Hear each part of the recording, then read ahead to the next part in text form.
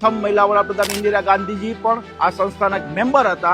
તમામ રાજકીય આગેવાનો તમામ આ સંસ્થાની મુલાકાત લે છે। અહીંયા પહેલા સીવણ ક્લાસીસ ચાલતા હતા અને લગભગ 200 થી 300 મેમ્બર્સ એ વખતે પણ હતા તેવું અહીંયાના સંચાલકનું કહેવું છે।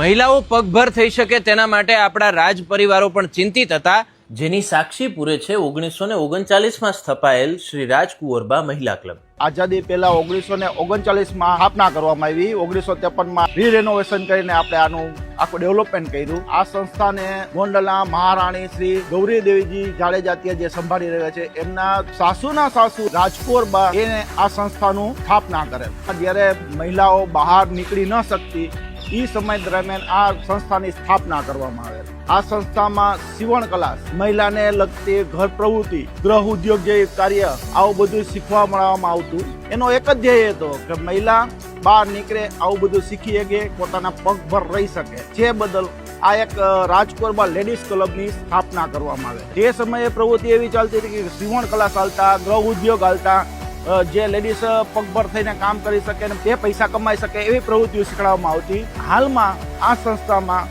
300 થી 450 મેમ્બર જેવા છે। એ મેમ્બર ગેટ ટુગેધર કાર્યક્રમ કરે, નાના મોટા પ્રવાસ કરે, રાજકોટમાં લગ્ન ગીત હરીફાઈ કરે, આવા બધા કાર્યક્રમ નાના કરે, નાસ્તા પાણી કરે, ગેટ ટુગેધર જેવો કાર્યક્રમ કરે।